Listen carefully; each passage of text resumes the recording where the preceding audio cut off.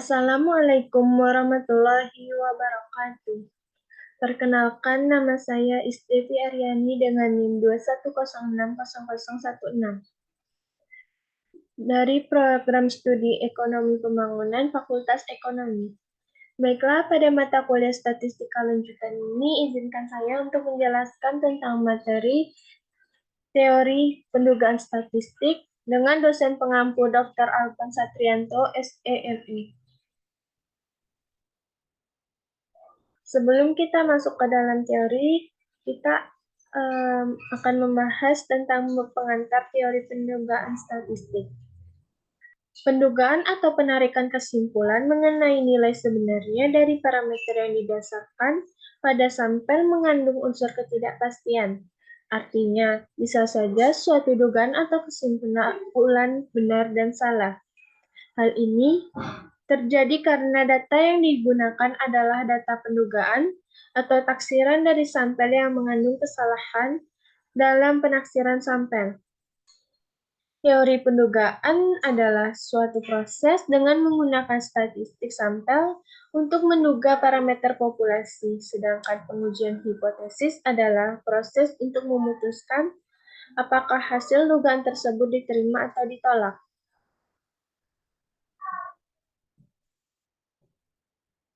Lalu, dari kasus pendugaan ekonomi dapat kita berikan contoh, yaitu yang pertama, kebijakan mobil murah. Yang kedua, konsep ketahanan nasional juga mencakup unsur ketahanan pangan. Ya, lalu yang ketiga yaitu SPIME atau Survei Proyeksi Indikator Makroekonomi merupakan survei triwulan yang dilaksanakan oleh Bank Indonesia. Hasil survei mengenai tren industri pertambangan di Indonesia menunjukkan adanya pemulihan tahun 2011 setelah melewati beberapa tahun yang berat. Lalu contoh yang kelima, yaitu Bursa Efek Indonesia menerbitkan publikasi IDX Statistik 2013 yang menyajikan kinerja perusahaan-perusahaan atau emiten yang terdaftar di BEI. Lalu untuk materi yang pertama, kita masuk kepada pendugaan titik parameter populasi. Pendugaan titik parameter populasi ini mempunyai sifat-sifat penduga, yaitu yang pertama, tidak bias. Tidak bias dapat kita jelaskan, yaitu jika di dalam sampel random yang berasal dari populasi, rata-rata atau nilai harapan expected value dari statistik sampel sama dengan parameter populasi, atau dapat dilambangkan dengan E. Lalu yang kedua yaitu efisien. Efisien merupakan pendugaan yang tidak bias dan mempunyai varians yang paling kecil dari penduga lainnya. Kalau ada dua penduga yang tidak bias, misalnya X1 dan X2, di mana varian S atau standar deviasi dari X lebih kecil daripada X, maka dapat disimpulkan bahwa penduga X lebih baik dari penduga-penduga dengan standar deviasi yang paling kecil adalah penduga yang efisien. Sifat-sifat penduga yang ketiga yaitu konsisten. Nilai dugaan atau dapat dilambangkan dengan X bar yang semakin mendekati nilai yang sebenarnya dengan semakin bertambahnya jumlah sampel. Dapat kita lambangkan dengan N kecil. Jadi, ukuran sampel yang semakin besar cenderung memberikan penduga yang konsisten dibandingkan dengan ukuran sampel yang kecil. X merupakan penduga yang konsisten terhadap U, karena apabila N kecil mendekati N besar, maka U mendekati X bar, dan apabila N kecil sama dengan N besar, maka X bar sama dengan U.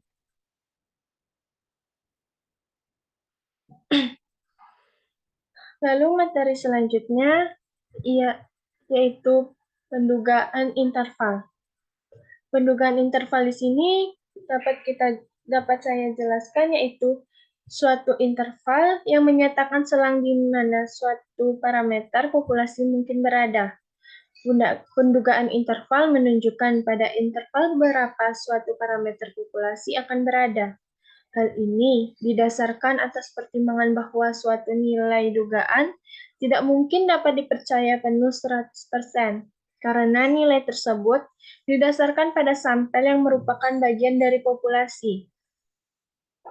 Suatu interval keyakinan atau confidence interval yang dibatasi oleh dua nilai yang disebut batas bawah dan batas atas lebih memungkinkan bahwa suatu parameter akan berada pada kisaran interval tersebut.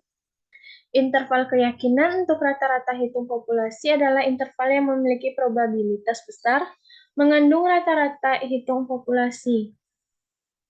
Bentuk umum interval keyakinan ialah dapat kita lihat pada rumus dalam kurung S dikurang ZS kecil lebih kecil dari P ditambah ZS sama dengan C.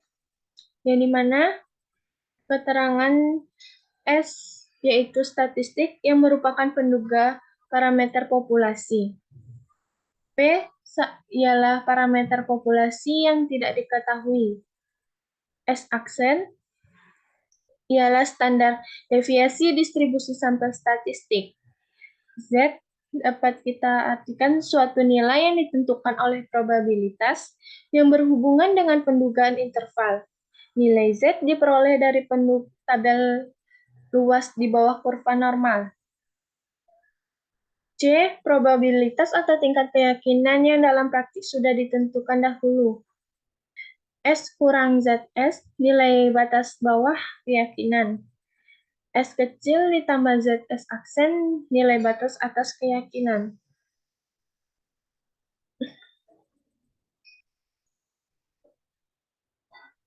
Berikut ialah cara menyusun keyakinan interval, sebagaimana telah dipelajari sebelumnya tentang rumus umum interval keyakinan, maka untuk interval keyakinan rata-rata hitung dapat dirumuskan sebagai berikut. X lebih kurang X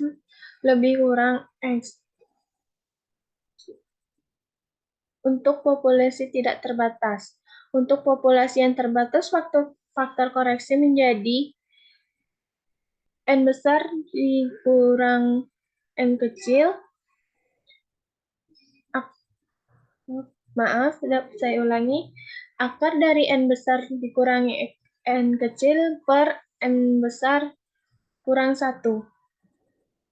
X bar merupakan rata-rata dari sampel, sedangkan nilai Z untuk beberapa nilai C dapat disajikan sebagai berikut. Dapat kita lihat pada tabel, yaitu tingkat keyakinan, C2, nilai terdekat, nilai Z. Untuk populasi yang tidak terbatas, N per N besar, lebih kecil dari 0,05. Untuk dapat kita lihat dari rumusnya, yaitu Sx sama dengan to per akar N. Untuk populasi yang terbatas dan N per N besar lebih besar dari 0,05. Sx sama dengan to per akar N kecil dikali akar N besar kurang N kecil per N besar kurang 1. No merupakan standar deviasi populasi. Sx merupakan standar error atau kesalahan standar dari rata-rata hitung sampel. N kecil merupakan jumlah atau ukuran sampel. N besar merupakan jumlah atau ukuran populasi.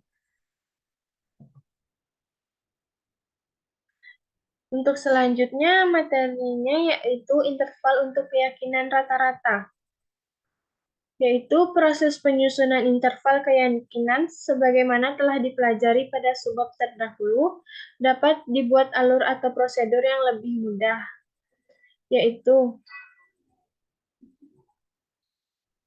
yang pertama itu mulai identifikasi masalah dan setelah itu melanjutkan dengan menentukan sampel N dan nilai rata-rata atau dapat kita lambangkan dengan X. Kemudian dapat dilanjutkan dengan menentukan keyakinan. Dengan menentukan keyakinan, kita akan melihat adanya populasi terbatas dan populasi tidak terbatas. Untuk yang pertama yaitu distribusi normal dan standar deviasi populasi diketahui. Apabila distribusi sampling rata-rata mendekati normal dan standar deviasi populasi diketahui, maka dapat dicari nilai standar error. Rumus umum untuk interval keyakinan dapat dirumuskan sebagai berikut. Rumus sama dengan rumus probabilitas dalam kurung X bar dikurangi Z A per 2 S aksen lebih besar dari S aksen lebih besar dari, S aksen lebih kecil dari U, lebih kecil dari X bar, ditambah dengan ZA per 2 dikali S, sama dengan C, atau probabilitas dalam kurung X lebih kurang dari ZA per 2 dikali S aksen sama dengan C. Yang kedua yaitu distribusi normal dan standar deviasi populasi tidak diketahui. Pada populasi yang sangat besar, seringkali nilai parameter populasi tidak dapat ditemukan. Sebagai contoh, nilai rata-rata hitung yang mengakibatkan standar deviasi populasi juga tidak dapat ditemukan. Maka standar deviasi populasi harus diduga dari sampel. Standar deviasi sampel dinyatakan dengan S kecil dan standar errornya dinyatakan dengan SX. Hubungan antara standar deviasi dan standar error dinyatakan sebagai berikut.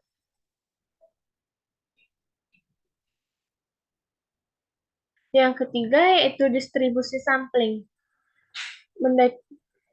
Yang ketiga yaitu distribusi sampling mendekati normal dan standar deviasi populasi tidak diketahui.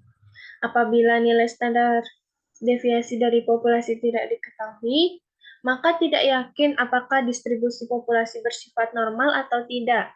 Berdasarkan pada dalil batas tengah dan pola distribusi T-student, maka diketahui bahwa semakin banyak sampel atau mendekati 30, maka distribusi akan mendekati normal. Sebaliknya, standar deviasi populasi yang tidak diketahui dapat diduga dari standar deviasi sampel. Rumus umum penugaan untuk distribusi sampling mendekati normal dan standar deviasi populasi tidak diketahui adalah sebagai berikut. Interval keyakinan untuk proporsi. Teori dan prosedur penugaan untuk proporsi populasi sama dengan penugaan pada rata-rata hitung sampel, disebabkan nilai dari parameter kebanyakan tidak diketahui. Maka penduga yang baik dari standar deviasi proporsi populasi P adalah standar deviasi proporsi sampel SP. Standar deviasi proporsi sampel dirumuskan sebagai berikut.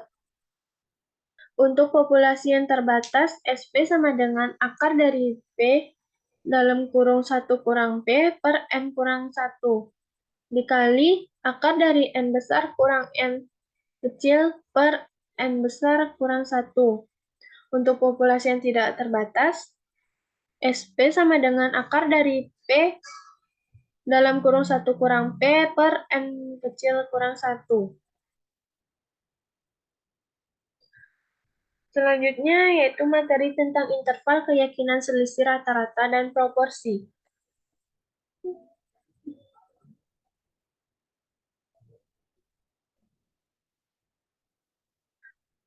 Maksud dan tujuan dari selisih dua populasi adalah untuk melihat apakah dua populasi mempunyai parameter atau statistik yang sama. Selisih rata-rata dan proporsi mempunyai distribusi yang bersifat normal apabila X bar 1 dan X bar 2 merupakan rata-rata, sedangkan Pi1 dan Pi2 merupakan proporsi dari dua populasi yang mendekati normal, maka selisihnya X bar 1 dikurang X bar 2 dan Pi1 kurang Pi2 yang mempunyai sifat yang normal. Hal ini dapat dibagi menjadi dua, yaitu interval keyakinan untuk selisih rata-rata dan interval keyakinan untuk selisih proporsi.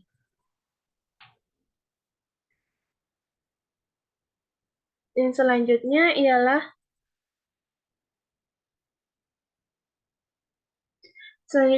memilih ukuran sampel. Kesimpulan yang baik adalah apabila statistik dari populasi sama atau mendekati parameter populasi, kondisi demikian menghendaki jumlah sampel sama dengan jumlah populasi.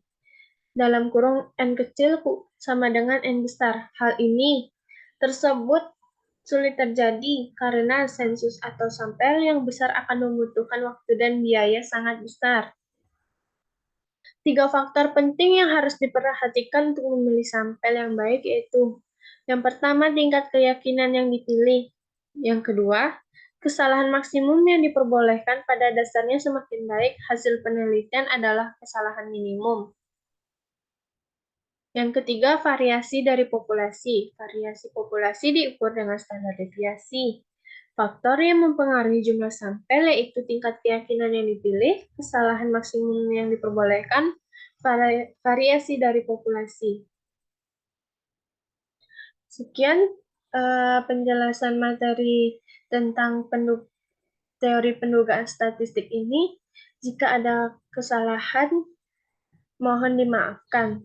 Saya akhiri dengan wassalamualaikum warahmatullahi wabarakatuh.